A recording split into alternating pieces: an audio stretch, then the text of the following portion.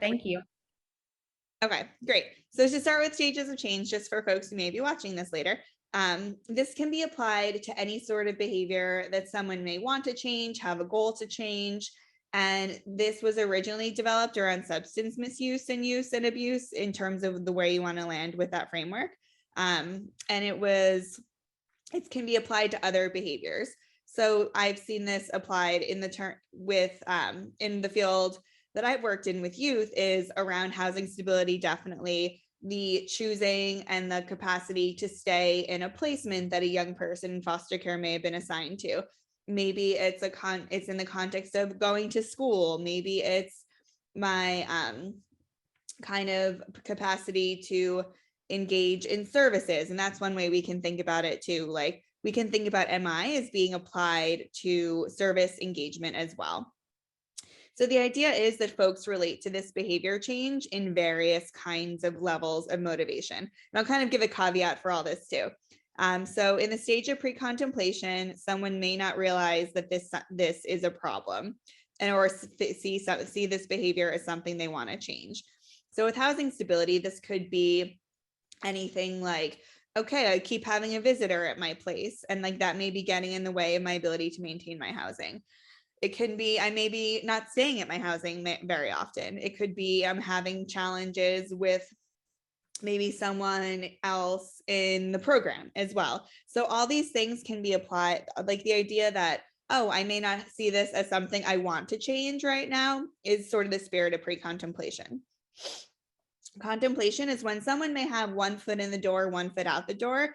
And this is the real focus. And when someone's in the stage of contemplation, to really use a significant chunk of MI as well. So a lot of times the language folks may hear in this is, oh, like I want to be in housing, but I have this thing kind of pulling me out of housing. So this can include substance use in the context of housing too. If someone is still using, or if someone in a housing program, if someone is still using, if they're struggling with an addiction, this idea that, oh, I want to quit, I want to reduce my use, and I want to maintain my housing, but it's really hard. So really here looking for the buts kind of in that language. Preparation is when someone is taking the steps to make a change. So in the context of service engagement, this may be like, oh, I'm starting to like want for somebody who is on probation, for example. This may be someone who's talking to you as a case manager about like, okay, like I want to start calling my PO again so I can check in to keep my requirements going. And I'm starting to like talk to you about it. I'm starting to potentially make some calls. Like I'm not really ready to necessarily meet with them in person because I may feel embarrassment or shame or fear around that. But these are all sort of starting to take the steps. Action is that behavior change. So it could be maybe engaging with providers at a housing program. So starting to meet more regularly with their case manager. It could mean sort of being able to not necessarily follow the rules, but being able to like make those decisions that would support their housing stability as well. Maintenance is being able to maintain that change. And then relapse, another term I've heard for it is recycling, which is sort of a little less judgmental in some ways, is when somebody returns to that original behavior. So for somebody, it might be like starting, if the behavior changes service engagement, it may mean like pulling away from services. It may mean going back into using substances in a more major way. And part of this is just, the key part of this framework is just recognizing that this is part of many people's processes and that change is not linear, that change can go back and forth, and that this can be a cycle. It doesn't have to be someone going through all these stages in this like circular fashion, but they can pop back and forth. So I may be not seeing something as something I want to change, but then thinking, oh, maybe I do want to change it. But then something may happen in my life, which makes me be like, oh, like I don't really want to do this. So all this is to really normalize that change happens in various states. That motivation is a necessary part of making changes, that someone relates to these changes in different ways. And also all of those ways are normal and part of like the ongoing change process as well. Something I love to say about all this is that this is only one piece of the behavior change puzzle. So somebody can have all the motivation in the world, but if they don't have the resources in place to support these behavior changes, then we cannot say like, oh yes, like you should be making a change, because the resources are a very important part of this too. And that's really where we can kick in. We can have services ready to go when they are ready to make that behavior change. Like we can have a case manager ready to go. We can have maybe a program around substance use ready to go.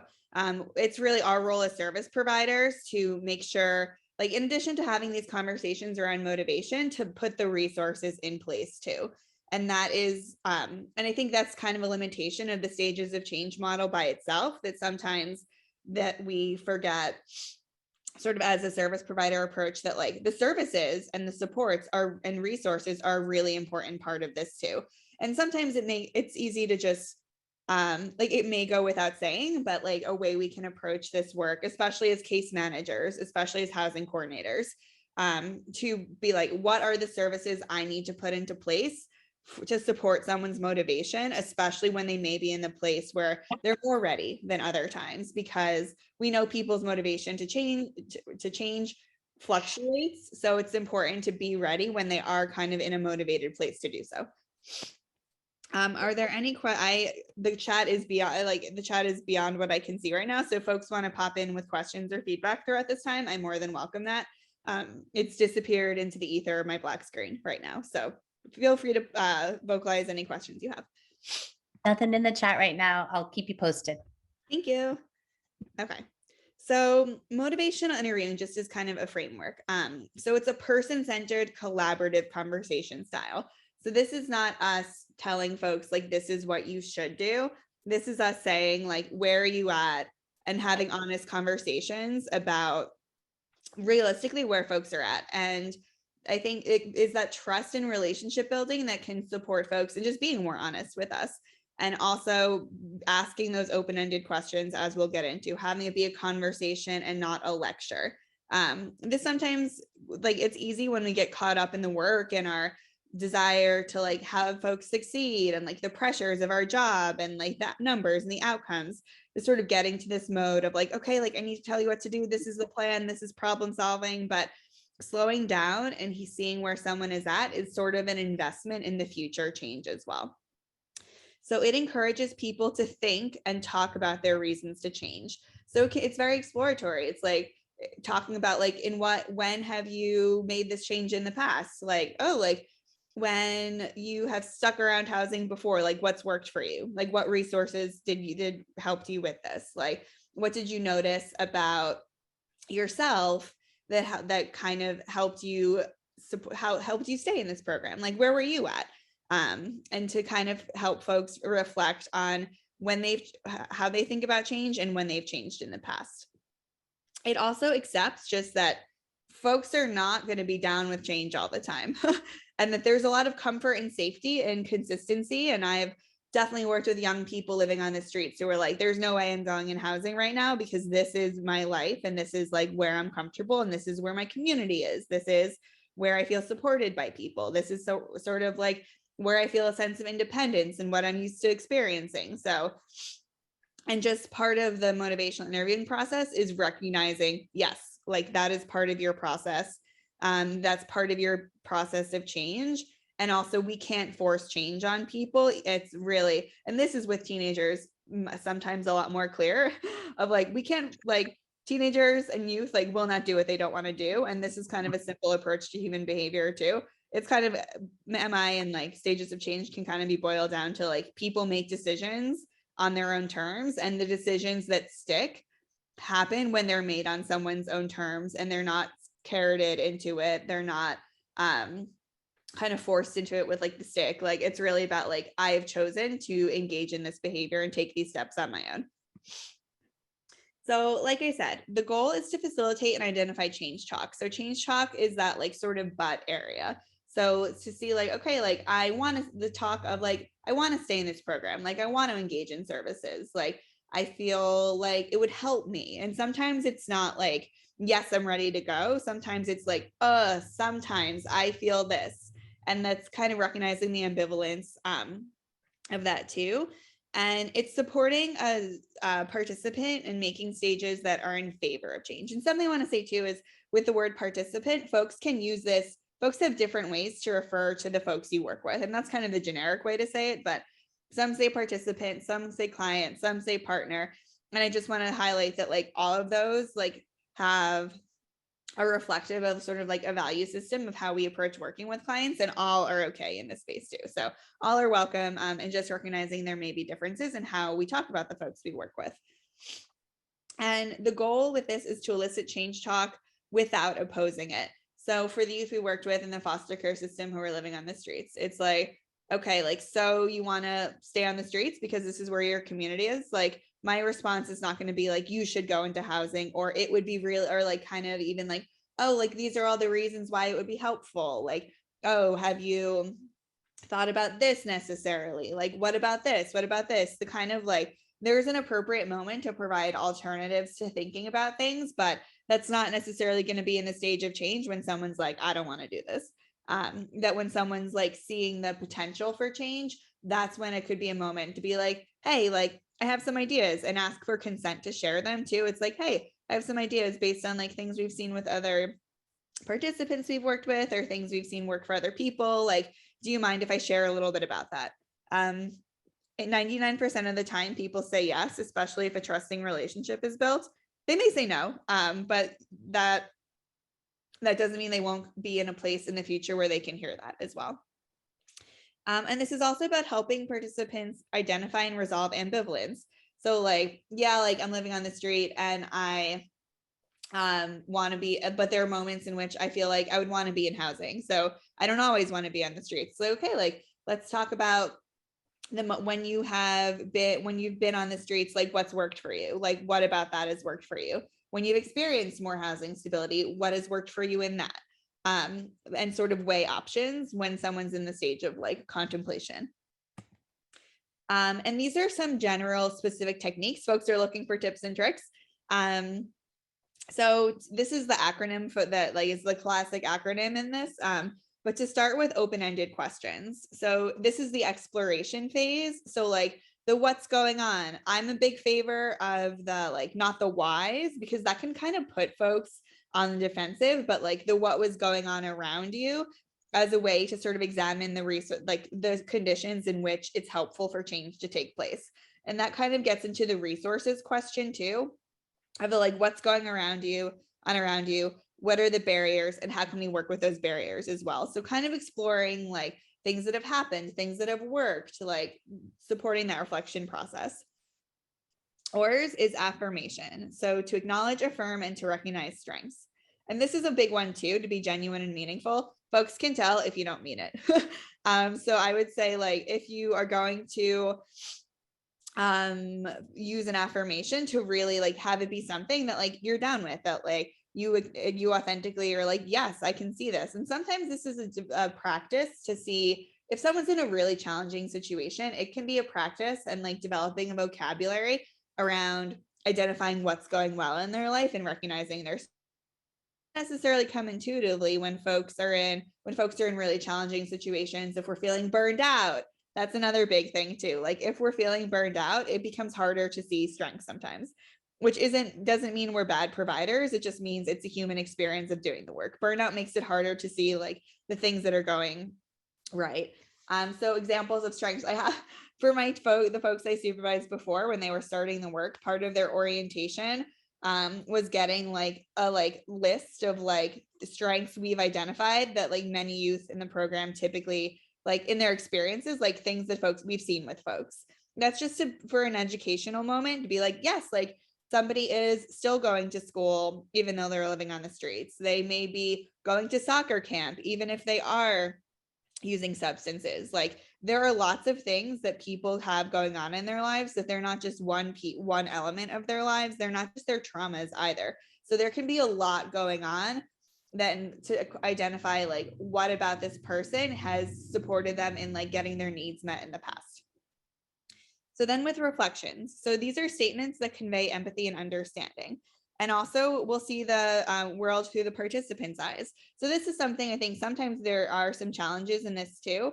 We want to make sure we're reflecting what they're saying and not necessarily what we think their experience might be. So this really came up with me also with the youth I was talking about earlier, and that something I once said to a young person was like, oh, that must be like she was explaining this situation and describing it, and I said something like, oh, it sounds like that was really hard, and she was like, hell no, it wasn't hard. Like, this is my life. Like, and that was an important moment, because in that moment I did not recognize like her perspective in the matter. Like, it could be a natural thing for a provider or anyone to come in and be like, wow, that must be really hard because of all these challenges. But for her, it was like, this is my life and this is how I get my needs met. And like, that would have been a better statement behind that to hear her. It's like, oh, these are things you're doing and like that are working for you. And that would have been hearing her out more. So I like to share too, like what like has worked and also what hasn't worked, because the things that haven't worked are things that like many of us do, which is okay. Like, this is a learning process. There's no such thing as a perfect provider. There's no such thing as like a fully educated about every technique ever person who's like always present, like not burned out. Like, we are human beings too, and like we hold that in the work.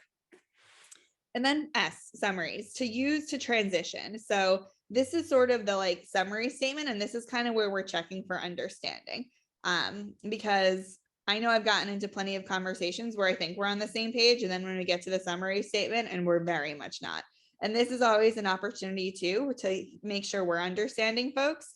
And that's something we can explicitly say too, like, hey, I want to make sure I'm understanding you so we can move forward together. Like, this is what I heard. Is that real? Is that actually your experience? And great, it is. Like, what kind of like here, maybe like what are the next steps that we like potentially heard in this conversation? Maybe there are no next steps right now, and that's okay too. Like, when will we know that there will be next steps? Like, at what point should we check in about this too? Asking folks, hey, like, you don't want to talk about this now. Can I bring this up in like 3 weeks, for example, and asking, like, planting that seed around, like, we can continue this, but like, we don't have to do it now. Okay. And then just other engagement and support takeaways, to encourage decision-making skills. This is even like providing space for folks to make decisions about their lives is so key, especially when folks may have experienced marginalization, may have experienced systemic racism, like things that take away people's choices and constrain people's choices impact their experience of the world. And as providers, it's our role to open up space and open up possibility for folks. We also want to allow participants to take responsibility. A word I like is accountability in some ways too, to be like, this is mine to own, and these are the things that I can do in this way. And this isn't to blame folks. This is to really provide space for them to make decisions on their own terms. To create a positive atmosphere, colorful walls. Like, I cannot, the colorful wall is like a simple technique, but like, it also makes the space nicer for us too.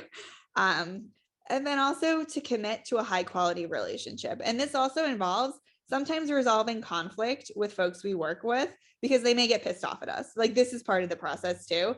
Like, we may do something and say something that doesn't land well with them, and that can be for a variety of different reasons. But if we commit to that ongoing relationship and repair when it comes up, that's really part of the process too. And then also to create opportunities for success. So this can also be like starting with the first steps.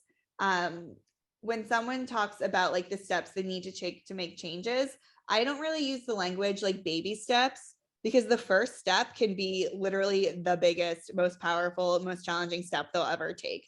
So I kind of use a language like first, second, like keep it a little more neutral, because the values in baby, like this can be huge and transformative for someone. This may not be like a tiny thing. This could be like the biggest thing they do. So to really be mindful of, like, even just like, I'm really like kind of like very deeply into like language, and sort of being really mindful of the words we use. And this is just a small example of like a way to reframe something that a language that we use frequently, but that we can kind of think about in a different way as well. Okay, I am going to pause there and see if there are any questions in the chat, or if folks have any questions or comments that they would like to share in the large group before we go into stability planning. Nothing in the chat right now, but definitely think worth taking a pause because this is a lot of great information. So feel free to sit with it for a second and then chime in if you have anything.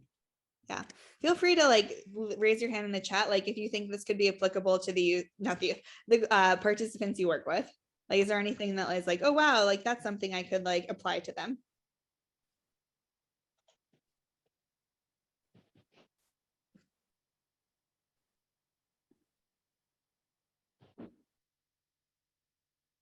Okay, y'all have a chance in small groups to give your full assessment and opinions about whether this would work for y'all or not. So I'm going to turn this over to Deborah. And Deborah, would you like me to be the slide switcher for you, or do you want to share your screen? You can go ahead and be the slide switcher. I'll just say next slide. Okay. That's easy. We don't have to fiddle around with that. Yes. But hello, everybody. Yes, so now I'm about to switch gears a little teeny bit, but really looking at kind of how do we get into the nuts and bolts of now using these concepts of motivational interviewing in creating housing stability plans with the participants you're working with. I recognize that a lot of you guys are all mostly working, I think you're mostly working in a housing focused position. Some of you are very housing focused, like you're housing specialists. Some of you are case managers in shelter. I didn't give much of a intro at the beginning, just in the chat, but just to let you know, I've my experience, my background has been working in direct services in emergency shelter, transitional housing, permanent supportive housing, really trying to support families and individuals around that, that end goal of housing, finding housing. So yeah, next slide. So what we're, developing a housing stability plan really is that piece of recognizing that housing is what provides a foundation to support well-being and recovery. Once someone is housed, the idea is that then that participants can stabilize, and then they can start to shift their focus to strengthening that foundation that housing provides to support their ongoing stability. So through motivational interviewing, you can develop, the idea is that you develop more reciprocal relationships with participants. You develop a trusting relationship where you can, through those conversations with participants, you're inducing hope. You're encouraging them to strengthen their integration into their community once they're housed. And recognizing what community they have before they're housed that can help provide, help support them in finding housing and then in their housing stability. So the housing stability plan really reframes the issues that participants are facing to focus in on, to look specifically at what is going to result in getting and keeping housing. This can mean that there's other issues such as substance abuse, mental health concerns that are not the primary focus at the time, especially when you're working with participants who are not currently housed. We're focusing in on the primary goal of assisting them in securing housing. Although, of course, everyone is a whole person, so there's a need to balance that focus, but having the main focus be housing, and then really honing in once that stability is there, once they're in that foundation, to hone in more on focusing in on other issues. Maybe a little bit, so maybe a little bit further down the road once you're really, that's the primary focus. So, for those participants who are not housed yet, the goal is really to, is assisting them to develop a strategy and a plan to obtain permanent housing. Where are you going to find it? how are you going to afford it? Of course, in our wonderful Bay Area housing uh, crisis, you might say. And really, how do you assist them with that plan to end the crisis in their life of homelessness? And then once housed, a housing stability plan is, the goal of that is to put in place the supports that are going to maintain that housing, the stabilizing supports. What linkages need to be made to mainstream resources, to community resources that are going to help an individual or a family to keep that housing, and what kind of network of support can be developed to avoid future housing crises. Next slide. So as you're defining the primary goal of housing stability, it's basically resolving the crisis of homelessness by obtaining permanent housing, right? So this is, the primary goal is focusing in on permanent housing. And in doing so, it's looking at, what are the things that are necessary, of course, to obtain permanent housing, sometimes with a subsidy, with a voucher. What supports does the participant need to obtain permanent housing? And then, then it's looking at the housing stability plan to maintain that housing, is looking at the resources and the capacity that the participant has to, of course, afford and pay rent on time, to make sure that they're maintaining the financial part of housing, making sure that they understand the responsibilities and the terms of their lease, the responsibilities of being a tenant, that are written, as well as the responsibilities of being a tenant that are unwritten. All of those necessary obligations of maintaining housing beyond paying rent, such as paying for utilities, making sure you have heat if necessary during the winter, and maybe AC. Not in the Bay Area, I don't think there's many places that have heat and AC, but you're paying for utilities, the lights being on, maintaining a safe household, communicating with the landlord when things need to be fixed, or when issues come up, being able to communicate with their neighbors and maintain a peaceful community, right? So these are all those fun things about having housing for all of us are, so in looking at the housing stability plan, we're looking at what are the resources and the capacity that the participants that you're working with have to allow for that stability. So next slide. Next slide. Okay. So this is the nuts and bolts. What do you do? What is the process of making that plan? So first you want to identify what's going on.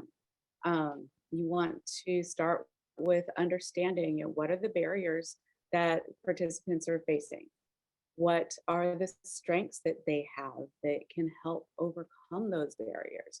And how can they build on those strengths? And and also what resources do they have now? What resources do they need? And what's the path to obtain those resources? The key here, I think, first and foremost, is really making sure that this plan is individualized, right? You're focusing in on the unique situation of each participant, each household, and then going through figuring out what is the plan that's going to support making that change. So, for example, through conversations with a participant having difficulty finding housing, sometimes you might talk about, well, what have you done? What are things that have happened? I remember I once worked with a participant who, had an arrest for dealing marijuana, and was just held back by that. And then we started talking about, well, what were the things that made it work when you were dealing marijuana? Did that, did that work for you? What happened? What are the strengths that maybe could come from that? And, it came out that, it takes resourcefulness, planning, motivation, to do that. You got to have some stuff together to do it. And then realizing that you can use those same strengths in a much different way to convince a landlord to rent to them.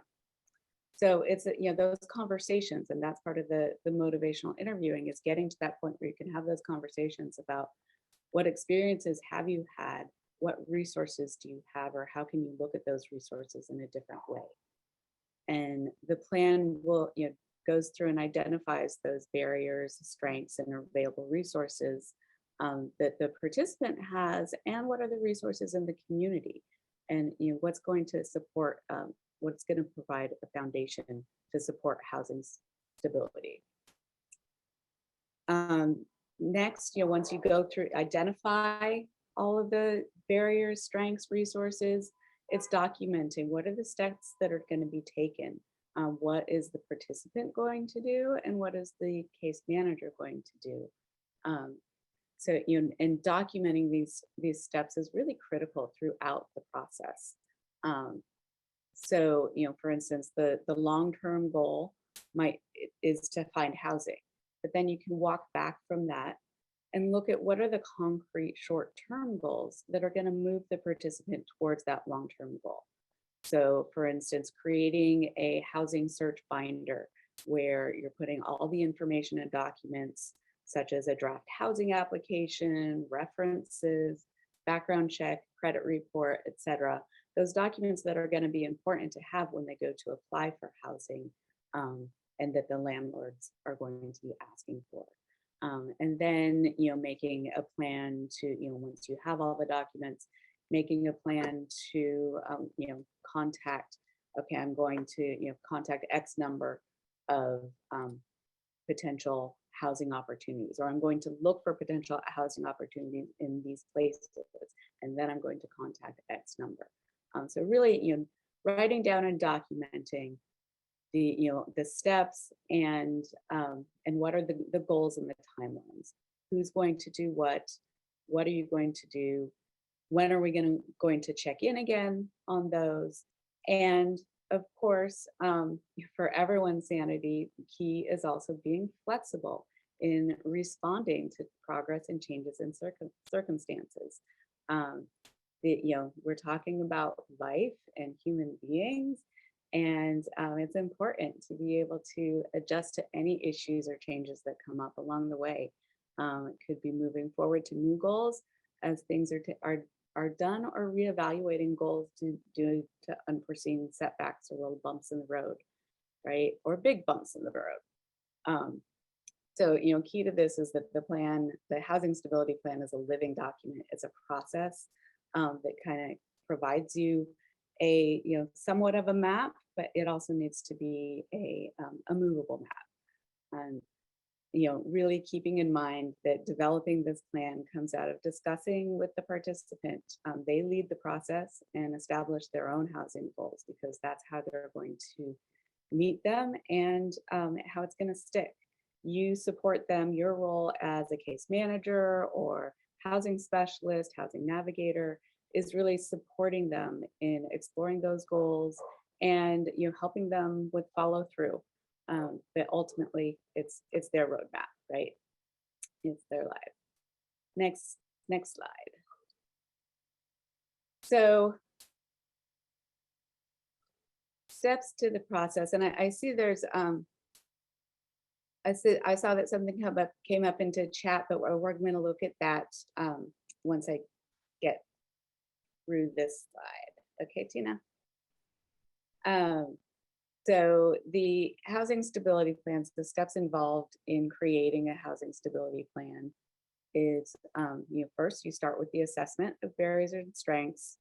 Second, you go into goal setting, action planning, using that housing assessment to assist the participant in setting their housing focused goals and planning how are they going to achieve those goals. And then, third step is, putting in place supports. So those can be, tenant education, maybe making linkages to community resources, mainstream resources. What are the resources that are necessary to really support that long-term housing stability? And finally, it's important to monitor the progress and adapt the plan to changing circumstances and progress. I'm going to take a quick break and read this chat. It comes to what happens when it comes to folks when they have their own lived experience with trauma, and it's difficult for them to even accept resources to help. Yeah. Yep.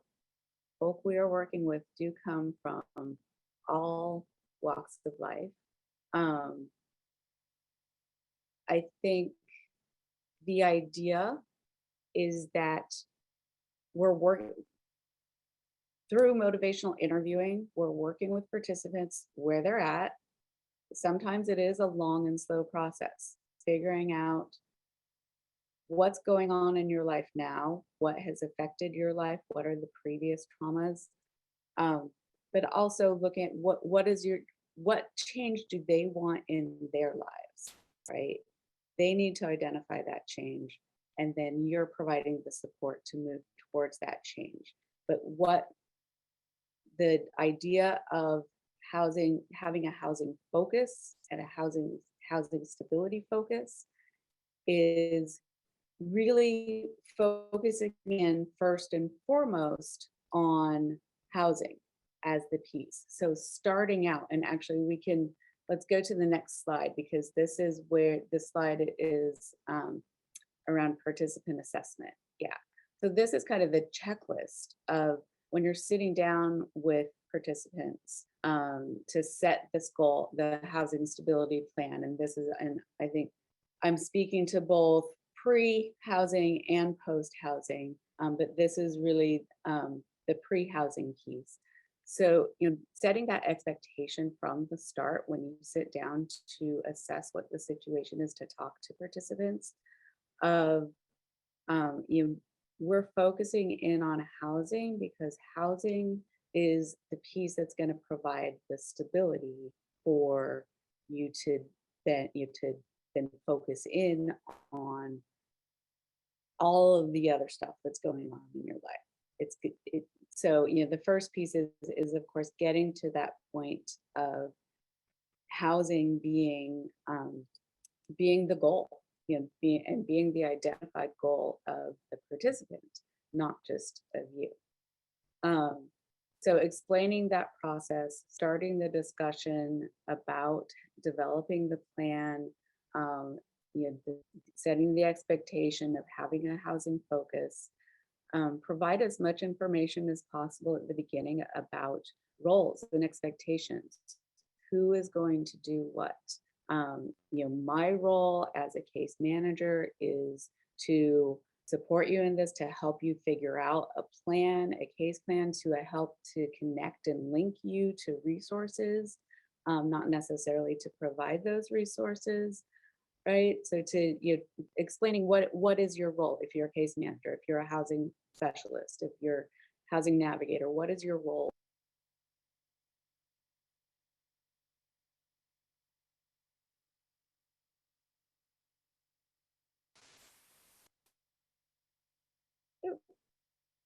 Sorry, y'all. I think I just got kicked off briefly.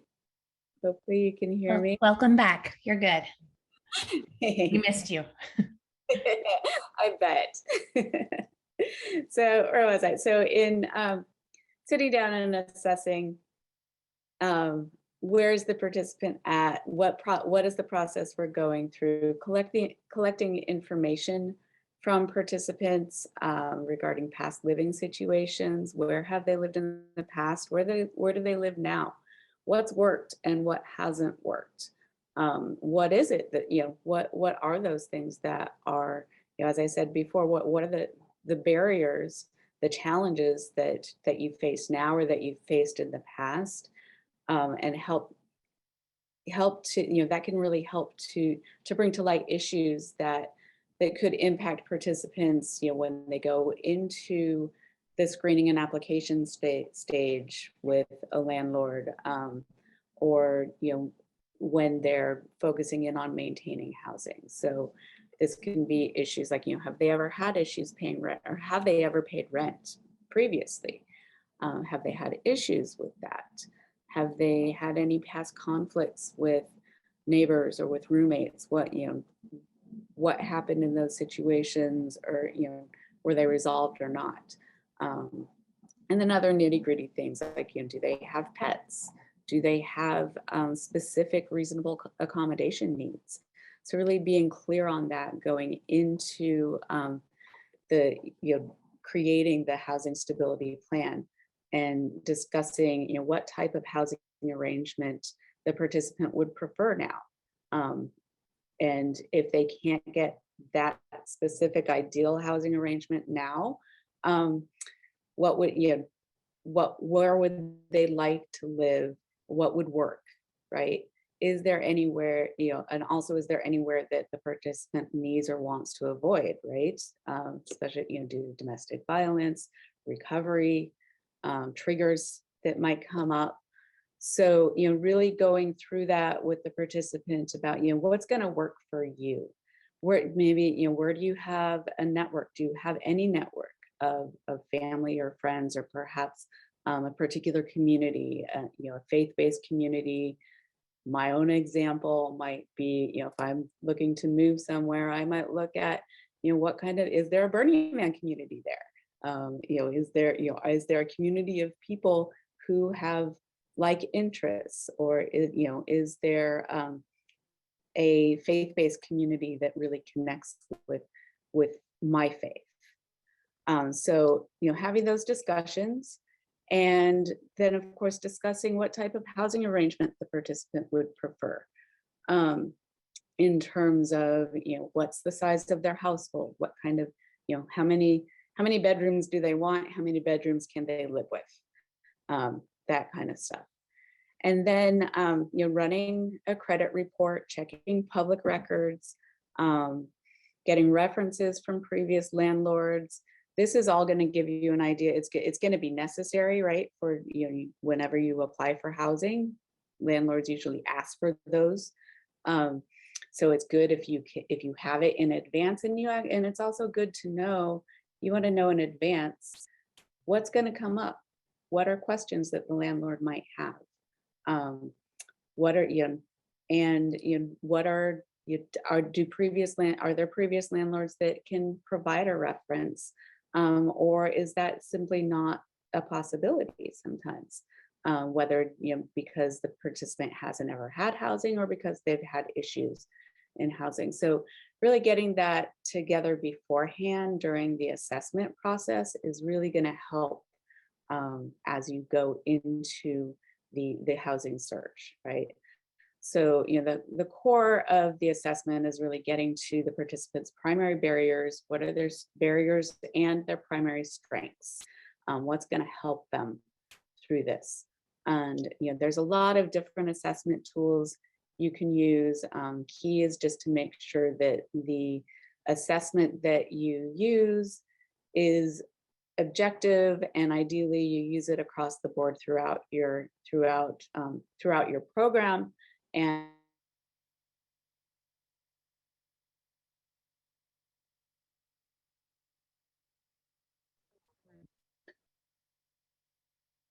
hi again. So sorry, you guys. My internet keeps kicking me off, but I'm just going to keep on talking. So just to summarize this, minimum, the assessment really needs to, at minimum, identify participants' current barriers to housing, and you use all of the information that is gathered to identify their strengths and what's going to help them obtain or maintain housing, right? So look at rental history, evictions, poor credit, evictions or poor credit barriers to maintaining housing, maybe lack of knowledge of tenant responsibilities, And then also look at strengths such as, positive references from prior landlords or from other community members or from people who they've worked with. I know when I first started looking for housing, I got a reference from my sister because I had stayed with her on her couch for a while. So other support networks that they have that they can tap into, really going through that, those barriers and the strengths, and identifying what is, participants' resourcefulness. Do they have ability to build rapport with neighbors? Have they had good relationships or not? Have they, what have they navigated systems? A lot of times we're working with people who have been in multiple different systems, and navigating those systems takes a lot of work, and that's actually a really great strength. So identifying those and will really give you the basis for moving into the housing stability plan. So next slide. So the goals that you set are going to be based, as I said, on the barriers and strengths that you identify in conversation with the participant. We want to keep in mind that motivational techniques, motivational interviewing techniques are going to support this process by encouraging participants to talk about their need for change, to identify what change they want, and their own reasons for wanting that change. So your role as the case manager or the interviewer, it's to evoke a conversation with participants about change, also about their commitment, and throughout the process, listen, reflect back what you're hearing, make sure you're on the same page, and really make sure that you're hearing what are the participants' reasons and motivations, and am I reflect that back to them. Am I hearing this correctly? And you might discuss goals around any of these areas that are here, depending on where the participant is in the process, right? So discussing things that will help obtain housing, like resolving any barriers that might screen them out, addressing credit issues maybe, or is there a possibility to expunge criminal records or not? Things that will help to keep housing, like ensuring that they can meet lease requirements. Things about finances, right? We need to, once you get housing, the key to keep it, one of the main keys is being able to pay rent. So, looking at income and employment possibilities, or the possibilities for increasing income or not, budgeting, debt repair, etc. And developing independent living skills. Of course, it might be that participants have never had their own housing before, or that they've been homeless for so long that it's a huge adjustment to be inside in four walls. So talking about how, once participants have housing, how are they going to adjust to that? Maybe even is there somewhere that the participant can sleep outside if they start getting anxious for a night, and then slowly transition to it. And then of course all of those independent living skills that we need every single day, making sure you have healthy food, and you clean the house and you don't have tons of dishes piling up, attracting bugs and mice, right? So all of those fun parts of having a home, and focusing in, of course, on addressing mental health and substance abuse issues that can cause barriers to permanent housing. As I said before, sometimes that when we're focusing in on housing, those might not be the primary focus, but they still need to be a focus if those are issues in the lives of the participants you're working with. So really, making sure throughout this that participants have input and final decision making on all the goals, the action steps, and the timelines, that there's a constant ongoing discussion with participants on that. Next slide. Next slide. Yeah, there we go. So the activities to ensure long-term housing stability.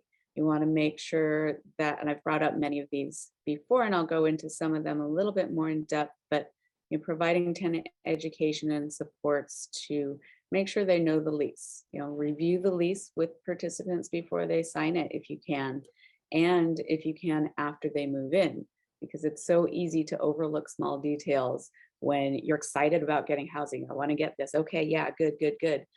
But sometimes those small details don't, you don't look at those when you want to get that housing. So, good idea to go over the lease again once they get a little settled in. Make sure they're aware of when rent is due, how to pay it, who to pay it to. Are there other expenses they're responsible for, such as utilities, which ones?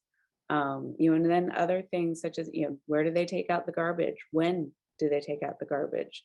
Are there stipulations about having guests? Are there, quiet times, stipulations around smoking, etc. So making sure that the tenant, understands that lease. And, if possible, provide, tenant education classes are great if it's possible to provide those through your program, or to refer people to tenants' rights organizations. We'll often do tenant education classes, especially if, so that's important and helpful, especially if people haven't had housing for quite some time.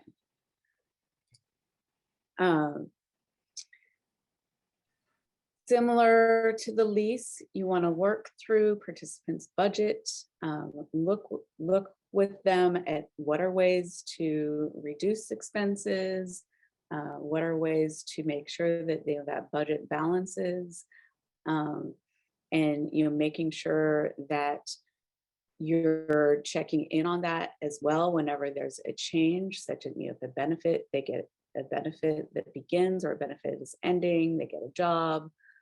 Any new expenses come up, helping them to, working with participants, to look at ways and brainstorm ways to reduce expenses together. But also, teaching participants how to do it on their own, because you're not always going to be there with them. And, it's a good skill to have to, be able to look at your budget. You need that in order to make sure that you can continue to pay rent. And of course, maximizing income, reduce expenses, maximize income.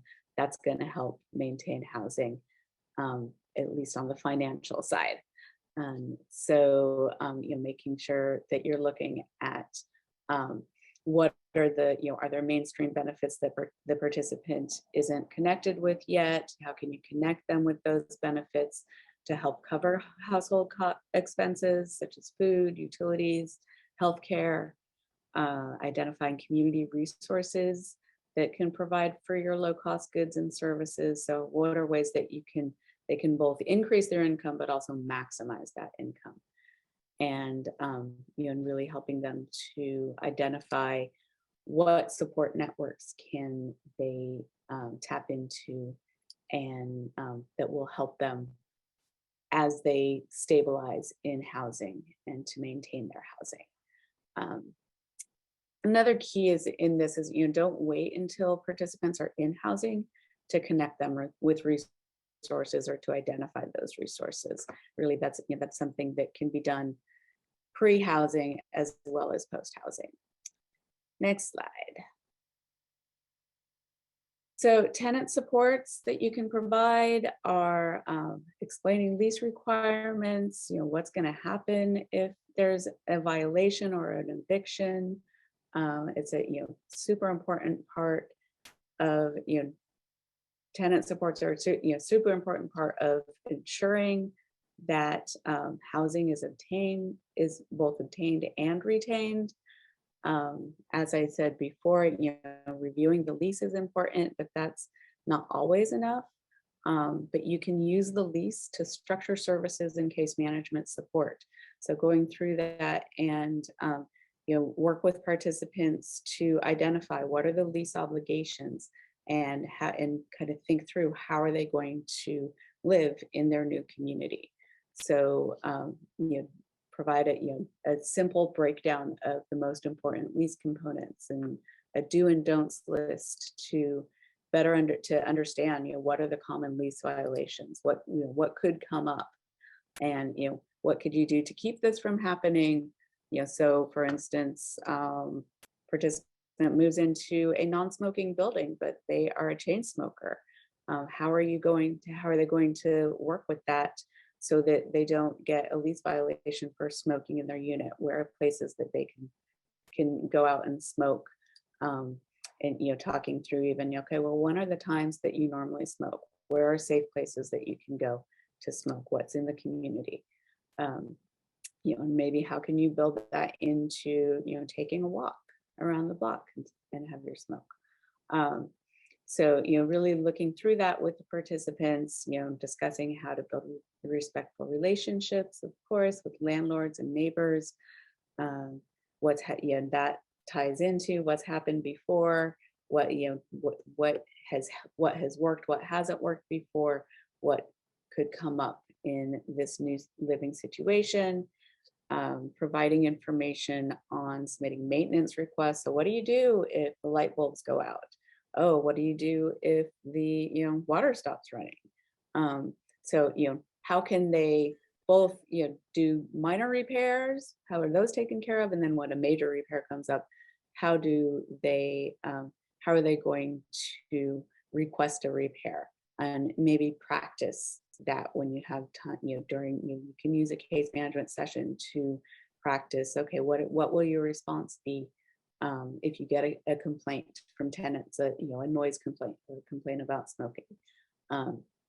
Walking through it and helping to mediate issues and methods to make sure that compliance with the lease is key for maintaining housing. So really this tenant support piece is making sure that participants understand that compliance, and when issues arise that they know who to contact and who to talk to. So whether that is a light bulb or water, or if there's a need for further legal assistance, who do they contact if something comes up and they end up getting a warning turns into a 3-day notice to quit? Who can they contact? So what are the resources for them in the community? Next slide. So to couple things I'm going to go into just a little bit more in depth here, but just and quickly because of time. But some of the things that you want to really support here is maximizing income.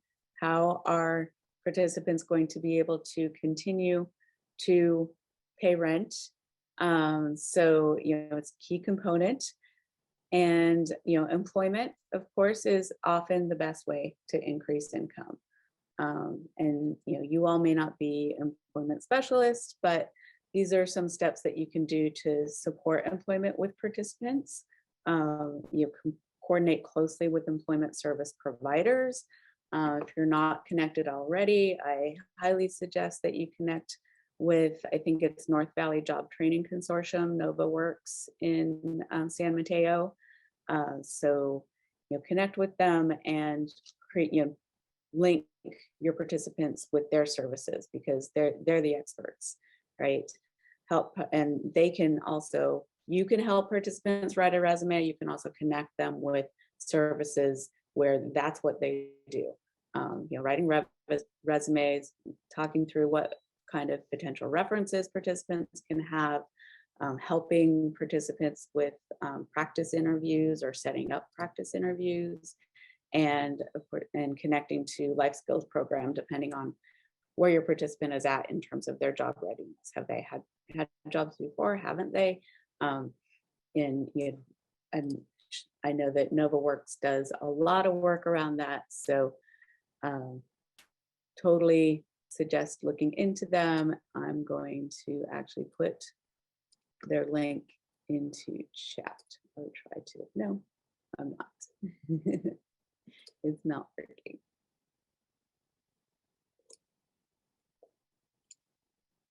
There we go, I think. Try that. A little janky, but you all know, get the gist. You can easily look it up online if you don't already know them. Next slide. So another piece of maximizing income is making sure that you maximize all of the benefits that are available. So, that's, looking at connecting with mainstream benefits. So that could be CalWorks, disability benefits, Medi-Cal, other medical insurance, depending on your participants' income and their situation. Food support, such as CalFresh and WIC. So all the mainstream benefits that are available. And then, of course, tapping into benefits, in non-mainstream benefits in the community. So food banks or food programs, childcare such as Head Start, transportation support. What are the, and of course, this is within that assessment, figure out what are the benefits that participants have, what they don't have, how can you connect them with them. Next slide. Obtaining employment and benefits. I get it. It isn't always easy. There's often barriers that come up. There's complicated application processes, documentation, get transportation, just being able to get to the place to apply. Although I guess the silver lining from COVID is that a lot of things have gotten more online applications, as long as you can access the technology. But we know that these barriers. So support participants in overcoming these barriers, either directly or indirectly. Help them complete forms, writing their resume, filling out applications. Thank you, Lily, for putting that link in there. You can help participants to prep and practice, as I said before, for appointments, for interviews. Help walk through how are they going to get there. What's it? What bus line or what transportation do they need to get to where they need to apply for benefits or apply for employment, get to Nova Works. If they have an in-person appointment with them, connecting them with resources, such as job life skills training, credit counseling, translation if necessary. Another thing that some programs can do is act as a representative payee. So especially for those participants who have with balancing their budget or with with paying their bills. They, especially those with significant mental health issues, oftentimes they'll be connected with a payee program, and that so that's something that either if your program can provide that, or identify programs that do provide that in the community and connecting them with that. Also, help by potential references, and always following up to ensure that participants are maintaining employment or their benefits. What is this working? Are there any bumps in the road coming up? Next slide. So another key to maximize income is reducing expenses, right? So through doing that, that's making a detailed budget, going through it, walking through it with participants, identifying ways to reduce costs and reduce expenses. What are different cost savings around? You can also, if there's debt issues or credit issues, referring to credit counseling to reduce that debt. and connecting to those mainstream benefits and community resources. Next slide. So overall, really the best way to support housing stability is through connections, strengthening community connections, resources, all of these resources in the community. And this slide just shows, a slew that you might be important resources for one household or one participant. Every participant has their, the important the resources that are important to them. So helping to identify what are those community resources. What are those things that kind of think of it as, kind of like soil and sunshine and water. A tree needs soil, sunshine, and water to grow and to be supported. These are, what are the ingredients that make it easier for someone's roots to grow and to support their stability in housing? So what are those resources, the community in the community that can surround the participant to strengthen their stability? People have stronger connections with others. We know they're happier, they're healthier, they're better able to cope with stresses.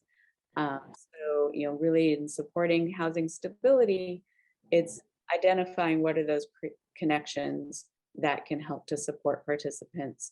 And that it's going back to what I already said, discussing their strengths, discussing their needs, and their barriers, and helping them to that identify those connections and then create them with the housing stability plan to support them. Then merge onto US 101 South.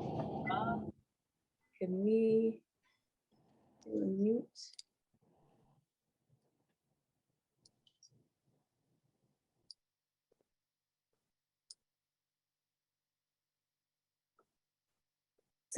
So building participant support network is looking again at what are the mainstream resources and what are community-based resources. I've already gone through a lot of these, but this is just a list, some ideas of what are resources to connect the participant that are going to support their long-term stability in housing.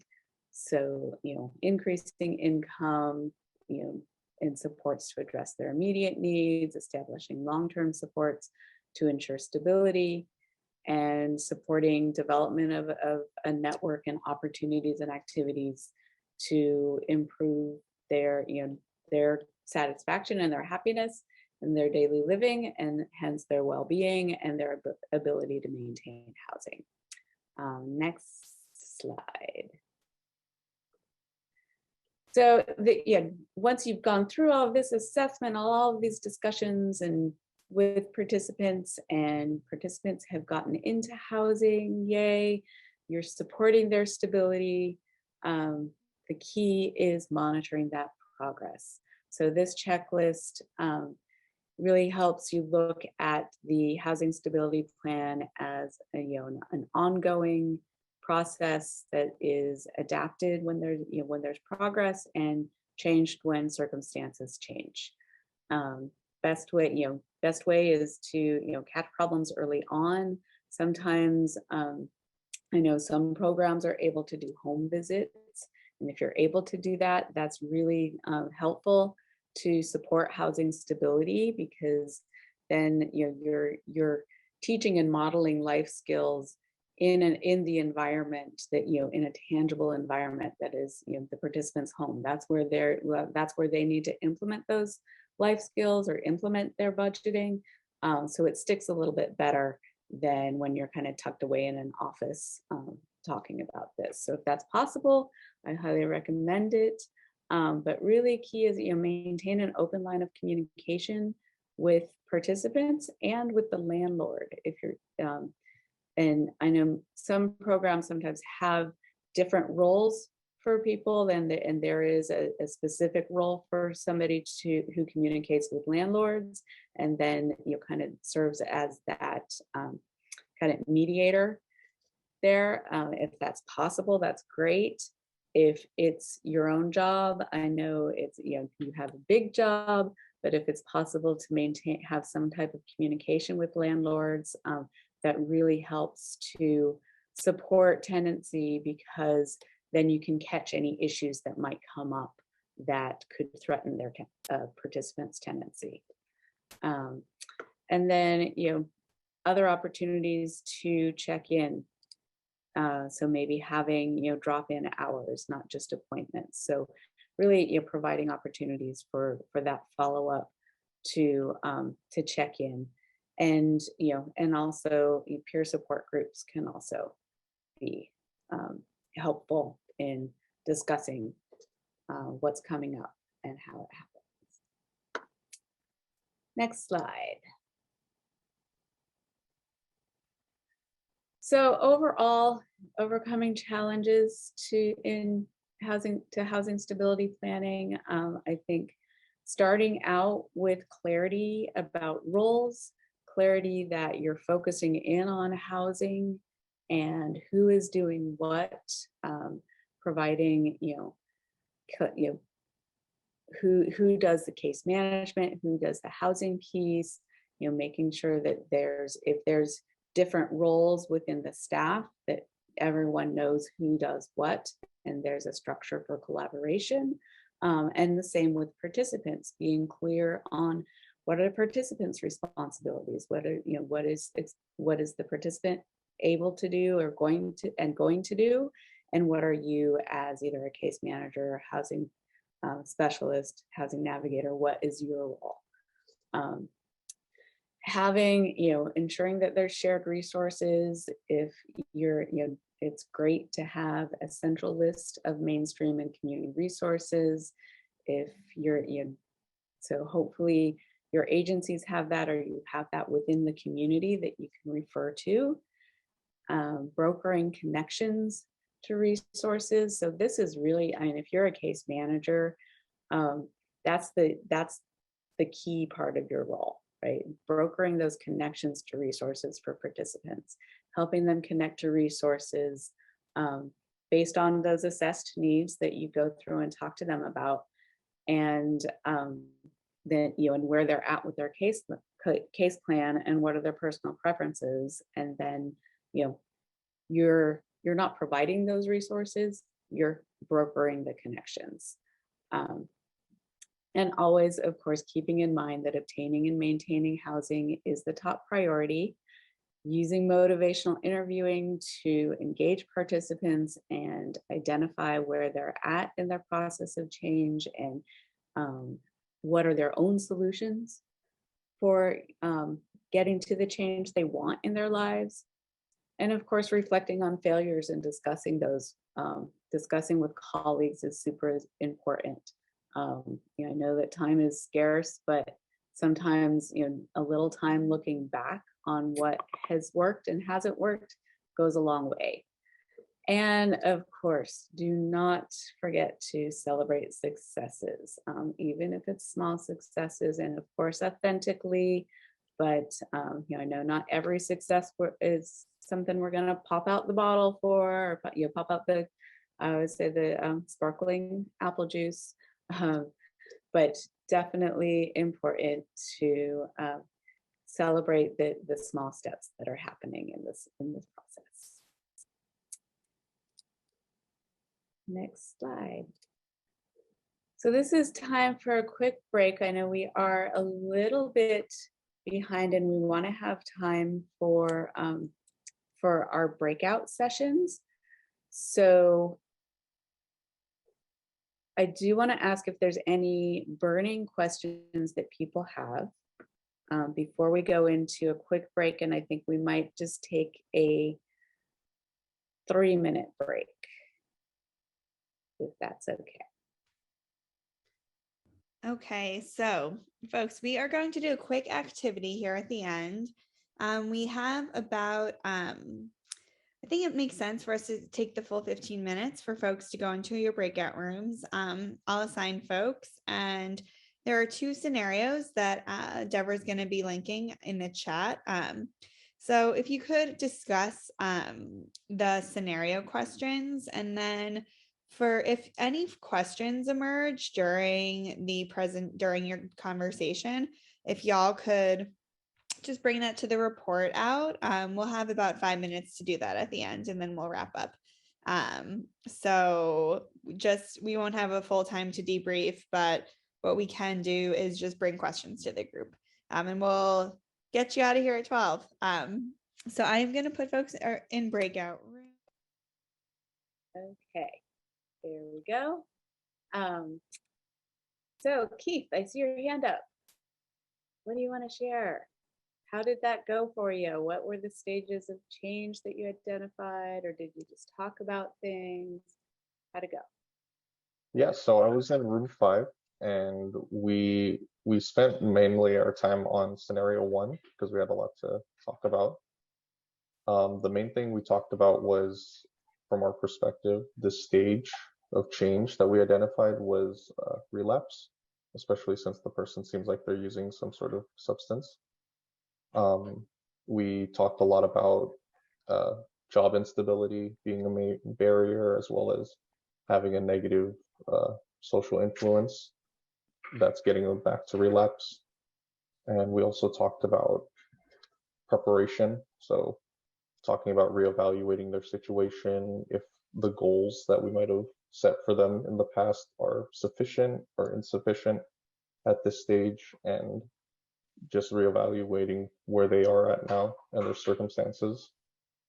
And we also talked about providing resources with substance assistance, and as well as trying to be motivational, being encouraging, which could be difficult if a client or someone is dealing with substance issues, but ultimately being there for them, providing resources that are helpful, that can get them started for making a game plan or preparing to make a game plan to get them out of their circumstance.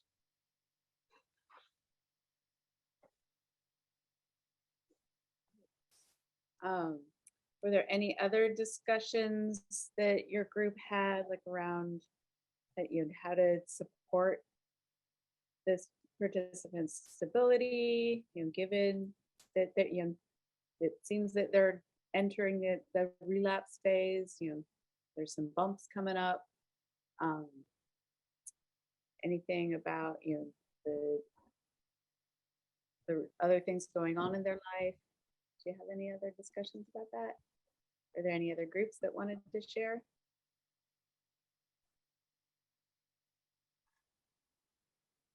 I think that was pretty much, yeah, what we talked about, just reevaluating and meeting with the client to try to make a new game plan based on what their new obstacles are, and trying to sum up some kind of encouragement. So trying to build up on strengths that they have and strengths that they could help them through getting sober or connecting with resources.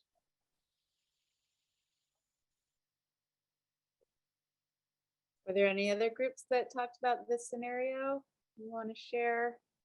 Our group did, and I'm just, I want to touch on the resources part, because with youth, I work with youth and or young people 16 to 24, and when they fall into these the valleys of hardship, which happens, how can we pull them out?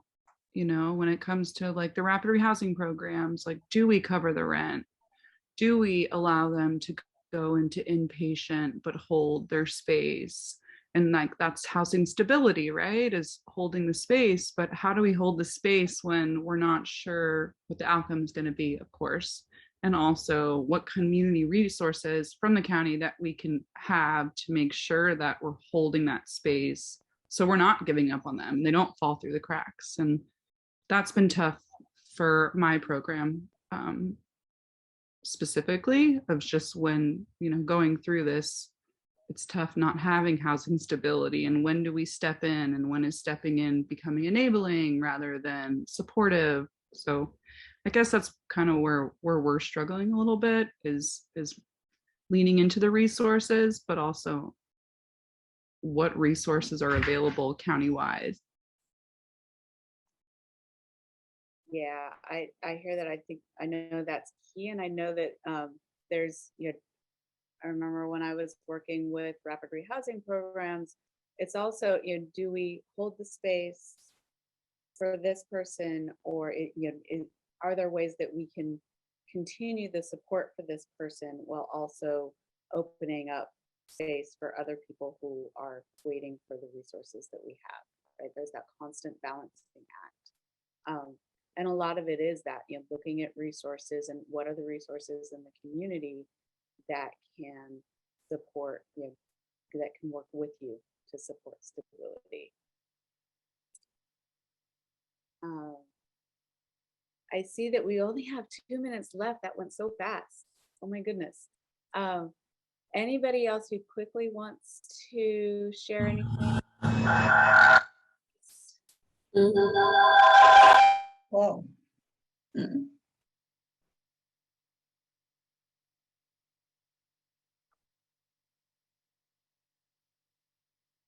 Okay, well, what I really encourage you all to, continue discussing these things with your colleagues and talking through these tough issues. That's, as I said, sometimes, just just looking back to look forward really helps to process through and think through, especially the participants that are really tough.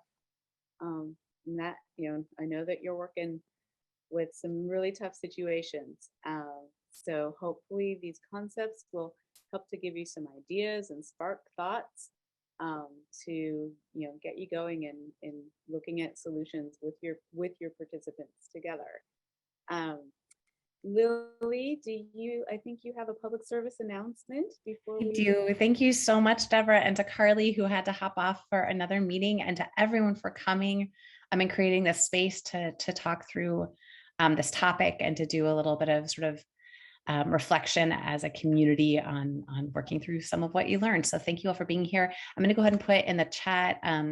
We have a really quick survey. It's super helpful to get your take on how this information was received today and what would be helpful in the future. These surveys are not only helpful for us to know what to do again, but really important to understand what you all want to see more of, what you don't want to see more of. And we learn a ton from them. So we promise we have it down to a 1.2 minute survey as clocked. So please do take a second right now, even. You got 1.2 minutes left of the training. We really appreciate your feedback. And we will, as we mentioned, be following up again with a recording that will be available on the San Mateo YouTube channel. If you didn't know that we have a San Mateo YouTube channel that has trainings, previous trainings, we do. So we'll send that out and you can click around and relive all of our past trainings. So you'll have that information coming to you as by way of follow-up as well. And you're always welcome to reach out to the San Mateo team at home base, and you'll be getting that email information as well in that follow-up. So thank you to our presenters. And again, for all of you for making time. This is a really well-attended training, and we're really glad and hope we can continue some of these conversations in the future. And to Lodi and everyone at HSA for making it possible. And we'll hang out for a few seconds, but otherwise have a wonderful rest of your day. And thanks for all the amazing work. Thank that you. you. Thank you, everyone. Bye.